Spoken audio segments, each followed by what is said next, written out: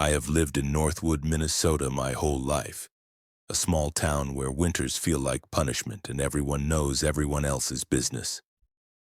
Growing up here, you learn three things early. Never trust the ice on the lake, never leave your car running overnight, and most importantly, never go out during a snowstorm warning. That warning saved many people over decades. I just didn't listen. My name is Liam Carter, 29 years old, born and raised in this frozen town, and I always believed I understood winter better than anyone. I trained in it, I worked in it, and I ran in it, every morning before dawn, no matter the temperature. Running cleared my head. It helped me forget things, especially her. My fiancée, Aubrey, died 3 years ago in a car accident on an icy bridge on her way to work. I was supposed to drop her that morning, but I overslept. I blamed myself. Everyone told me to move on, but guilt sticks to you like frostbite. Silent and slow, but destructive. So when I ran in the snow, I didn't run for fitness. I ran to punish myself. That's why, on January 12th, when a blizzard warning echoed on every radio station, when neighbors hurried inside, when even the gas station closed early, I put on my sneakers and stepped out into the storm. The wind stung my skin instantly. Snow swirled like ash in a wildfire. Streetlights flickered behind sheets of white, but the world was quiet, and I craved that quiet. "Yo, Liam, you insane man!" someone shouted from across the street. It was Brian, my next-door neighbor. His voice barely carried through the wind. "Storm's gonna bury us alive. Get your ass inside." "I'll be back in 20, I yelled. "That's what every dumbass says before the rescue team picks up their frozen bodies." I gave him a thumbs up and jogged away, forcing a smile. Inside, his words stung because part of me wanted the snowstorm to win. So I didn't have to live with the guilt anymore. The world disappeared fast. By the time I reached the old Pinecrest Trail leading to the frozen lake, visibility dropped to nearly nothing. Snow clung to my lashes, the wind clawed at my coat, and sound felt muffled like the world was underwater. Halfway through the trail, I started hearing something. Crunching footsteps behind me. I turned. Nothing, just swirling snow and empty woods. "Don't be paranoid," I muttered, pushing forward. But then I heard it again. Footsteps faster now, and a voice, faint but sharp. "Liam!" I spun around. "Who's there?" No answer. I told myself it was the storm playing tricks, like it does to everyone eventually. Dizziness and auditory hallucinations are common in sub-zero weather. I kept running. After 10 minutes, the wind suddenly dropped. Not fully, but just enough for the forest path to feel oddly calm. Too calm. That's when I saw it. A small wooden cabin, one I'd never seen before. Old rotting shutters, wind-battered, half buried by snow. A soft yellow glow flickered through its window. I should have turned back. I didn't. The logical part of me whispered, this thing shouldn't be here. But the emotional part of me, the broken part, wanted shelter, warmth, maybe distraction from my own thoughts. I walked towards it and knocked. No answer. "Hello? Anyone home? The storm's bad. I just need a minute to warm up." Still silence. I pushed the door gently and it creaked open. Warmth hit my face like a punch, not just heat but a burning intensity from a wood stove inside. The cabin interior looked surprisingly clean compared to the wrecked outside. A table, 2 chairs, old photographs, and heavy curtains blocking the back window. And then I saw her. A woman sat by the fireplace, her back to me. Long black hair, wearing a pale nightgown far too thin for this weather. Her shoulders shook like she was crying. "Hey, are you okay?" I asked softly. She didn't move. "Ma'am, the storm is bad. You need help. I can call someone." Still nothing. I walked closer and gently touched her shoulder. Her hair fell away from her face and her head turned, but not like a normal turn. It angled too far, too sharp, until I was staring into bloodshot eyes filled with rage and exhaustion. "What are you doing here?" she asked, voice flat and wrong. I was caught in the storm. I thought no one lived out here." She stood slowly, the chair scraping the floor. Her nightgown was torn around the hem as if she'd been dragging it through snow. "You left me," she whispered. "What?" "You left me on that bridge when the road iced over. You were supposed to drive." My spine went cold. "What did you just say?" She stepped closer, breathing hard, voice trembling with fury. "You overslept, and I died because of it." No one, not even the sheriff, ever said those words to me. Only I repeated them in my own head, every night, every day. I stumbled back. Who are you?" The woman smiled, a broken, heartbreaking smile. "You don't recognize me?" And then, like a nightmare transitioning into memory, her face shifted. Not physically, but in my mind. The eyes, the lips, the trembling chin. "Aubrey." My knees buckled. No, you're dead. Aubrey is gone." "I've been waiting," she said, taking a step closer. "I froze while you slept." I backed away, hands shaking. "No. Aubrey would never blame me. She loved me." "She did once," she snarled, "before she realized the truth. You didn't oversleep. You didn't forget. You were tired of her. Tired of us. You wanted freedom." "That's not true," I screamed. The storm crashed outside, wind howling against the windows like claws. Her eyes filled with tears, but the anger never faded. "You killed me by staying asleep. You didn't love me enough to wake up." My chest tightened, not from the cold, but from guilt ripping through me. Every memory of that morning slammed into my brain, the alarm I snoozed, the texts I didn't reply to, the apology I didn't make. I broke. "I'm sorry," I whispered. "I'm sorry I didn't drive you. I'm sorry I didn't say goodbye. I loved you. I still love you. I never wanted this." Her expression softened for a moment. So briefly I questioned if I imagined it. Then her voice hardened again. "Then die with me." She lunged. I ran, slamming against the front door, tumbling outside into the storm. I sprinted through the blinding snow, my lungs burning, my legs numb. The wind swallowed my breath, the cold sliced my skin, and every few seconds I heard her voice behind me. "Come back. You belong with me." I tripped over a fallen branch, rolling down a slope until I crashed against a tree. Stars burst in my vision. I forced myself up, staggering deeper into the woods. Somewhere in the distance, a faint horn blared, a snowplow. "Hey, over here!" I screamed, waving frantically. The headlights hit me and I collapsed to my knees. Two rescue workers rushed toward me, wrapping me in thermal blankets and hauling me into the truck. My teeth chattered uncontrollably.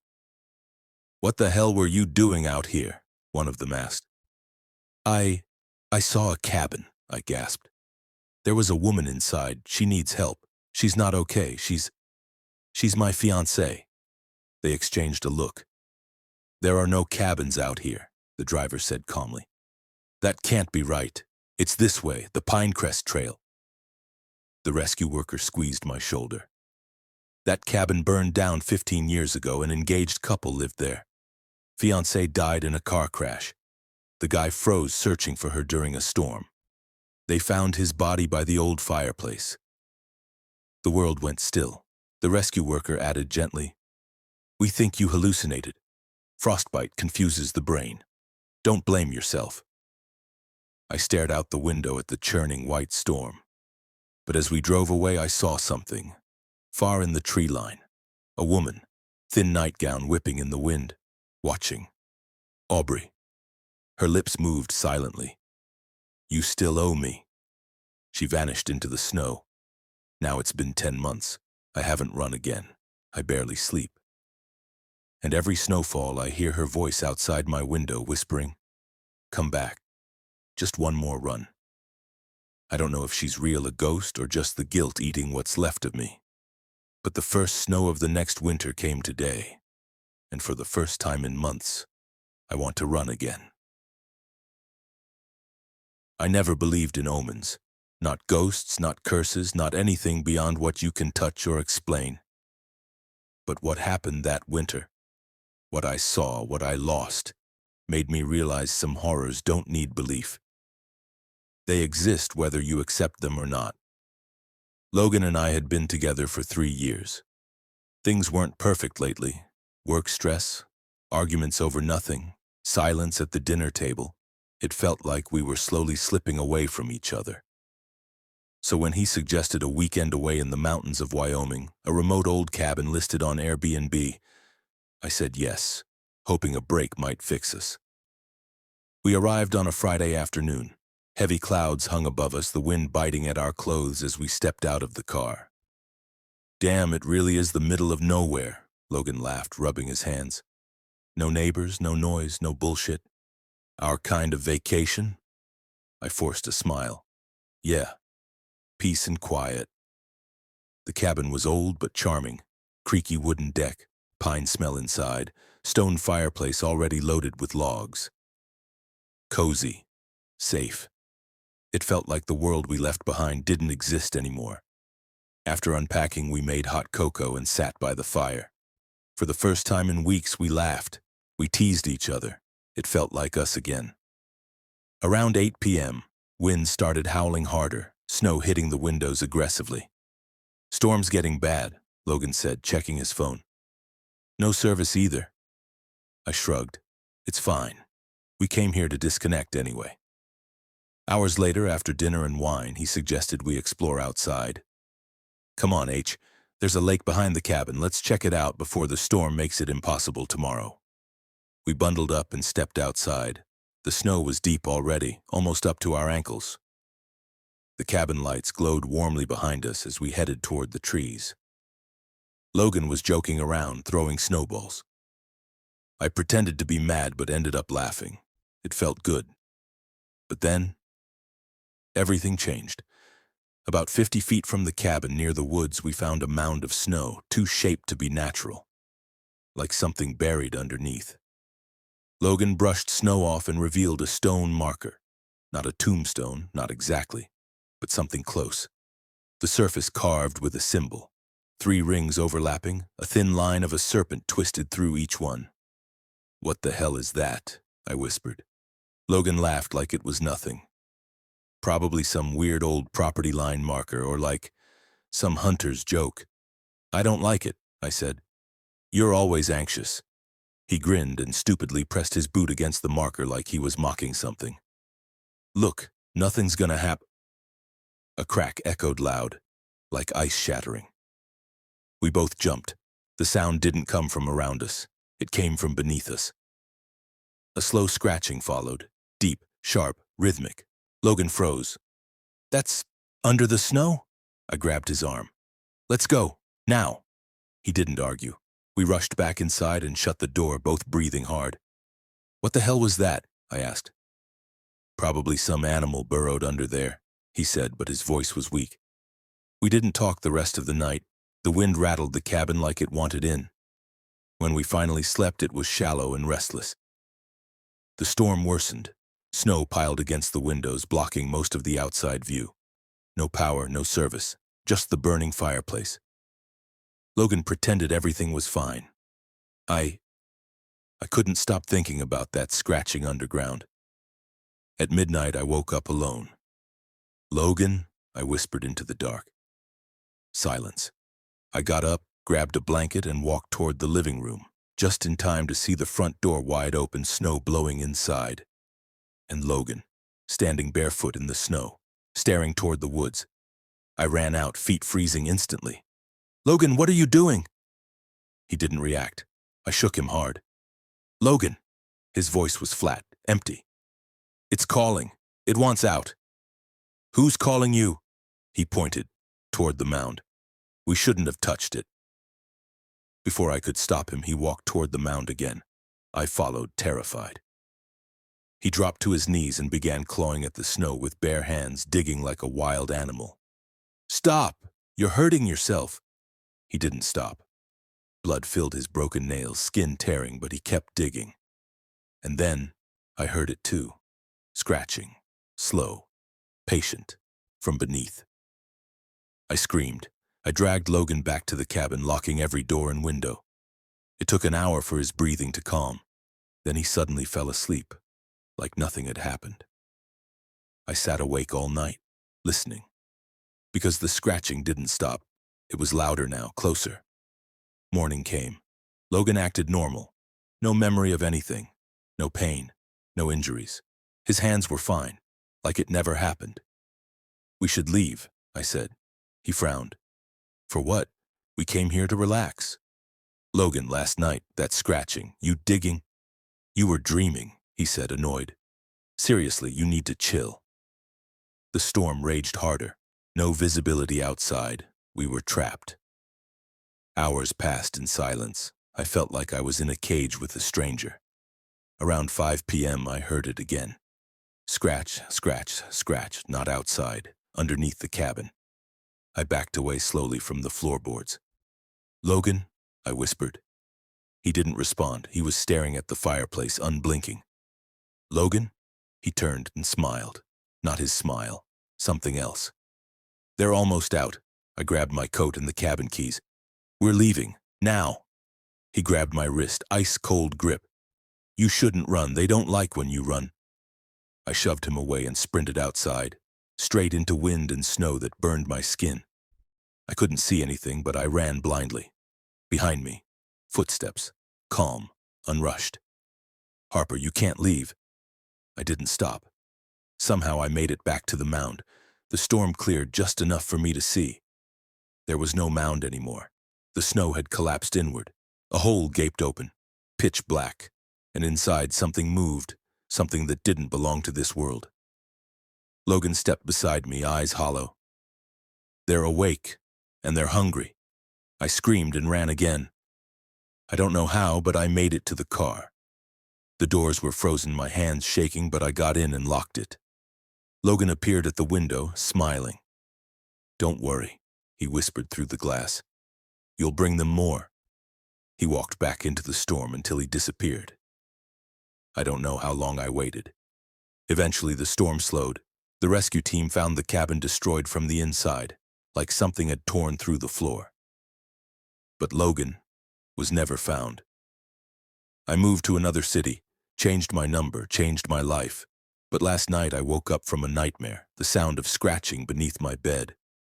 This morning I noticed something on my wrist, a scar I swear I never had. 3 rings overlapping, a serpent twisting through them just like the marker. I don't know what that thing was. I don't know where Logan is, I don't know why it chose us, but I know this. It's not over. And when the snow starts falling again, I think it's coming back. I had never been one for winter hikes, but something about the isolation of White Pine Ridge called to me that year. My friends, Lucas, Mara, and Finn, and I had been planning this trip for months, laughing about how we'd conquer the ridge despite the warnings in the local diner.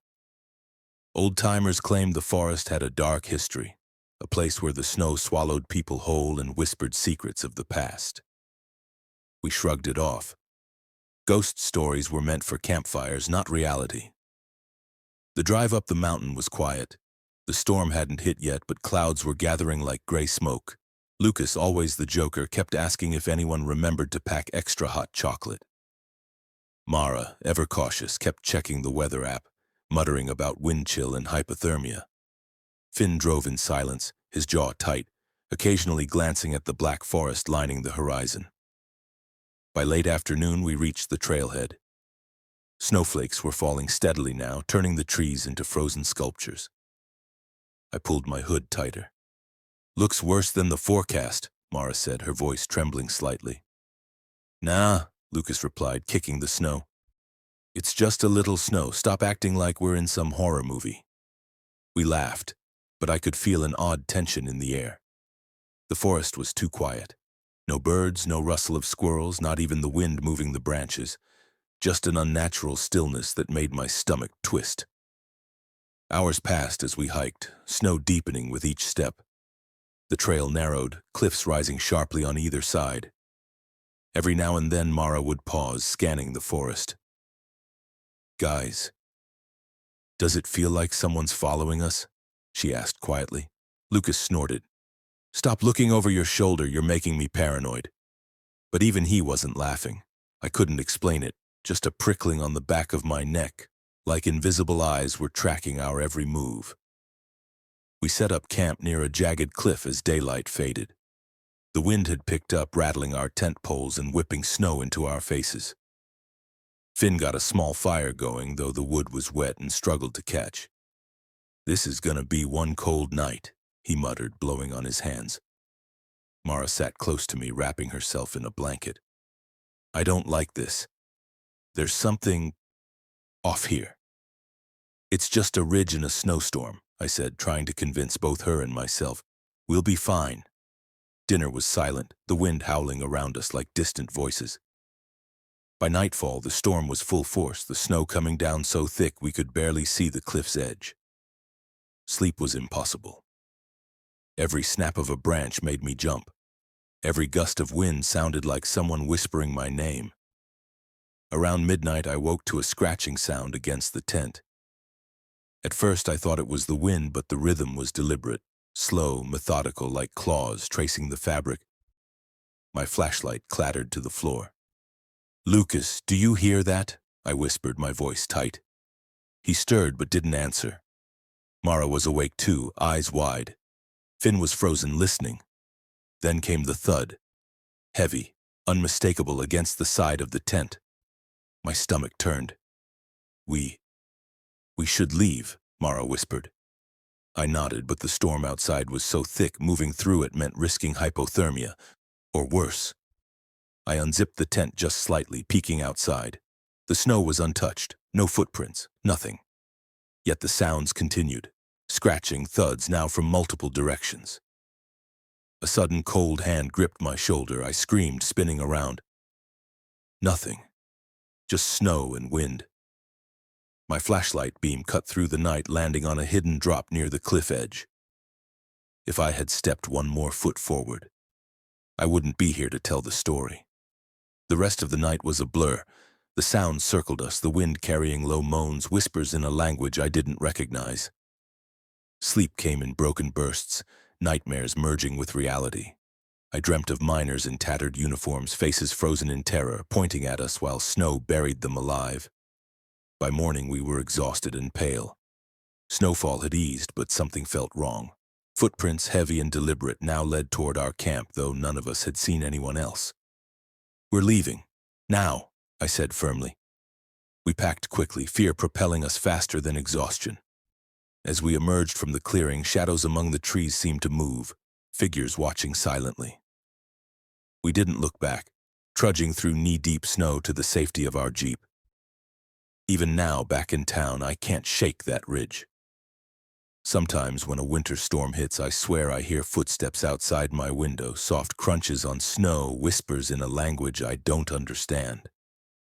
White Pine Ridge waits patient and hungry for the next soul foolish enough to wander into its snowstorm. We survived, but part of me, maybe all of us, never truly left.